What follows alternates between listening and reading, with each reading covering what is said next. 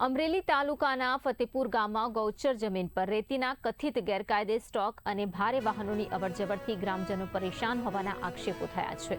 સ્થાનિકોના જણાવ્યા અનુસાર ગામની અંદાજે 5 વીઘા સરકારી ગૌચર જમીન પર દબાણ કરીને રેતીના મોટા જથ્થાનો સંગ્રહ કરવામાં આવ્યો છે।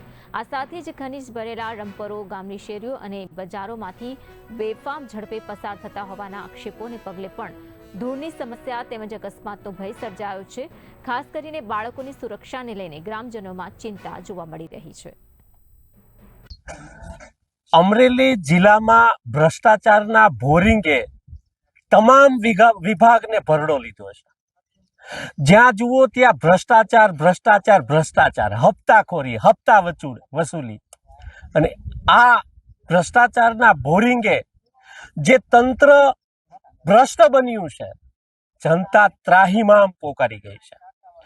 શેત્રુંજી નદીના તમામ પટમાંથી બેફામ રેતી ચોરી થઈ રહી છે, અને આ રેતી ચોરી થાય છે એનાથી બધા અજાણ છે એવું નથી, બધાને ખબર છે, બધા જાણે છે, બધાને હપ્તા પહોંચતા હશે, બધાના કમિશન હશે આમાં, એટલે આ લોકો પર કોઈ પણ જાતના પગલા લે।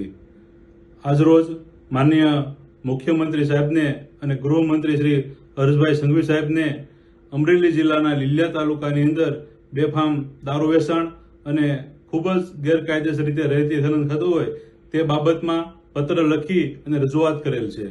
અહીંયા સંડાસ પાણી જવાનું બહુ તકલીફ થાય છે। અહીં ટોકવાળા આખી રાત હોય, દિવસે હોય ને રાતે હોય, ટોકવાળા હેરાન કરે, જાય પ્રોગ્રામ કરે, દારૂ પી પીને અહીંયા પીડ્યા હોય। શેનો સ્ટોક કરેલો? રેતીનો। કેટલા ટાઈમ થી આ રેતીનો? 5 વર્ષ અહીંયા રેતી અહીંયા રહી છે। અમે અહીંયા રહી છીએ, અમારે સંડાસ કઈ એવું છે નહીં સગવડતા। શું માંગણી છે તમારી? અમારે અહીંયા રેતી હટાવી લે, અહીં ટોક ન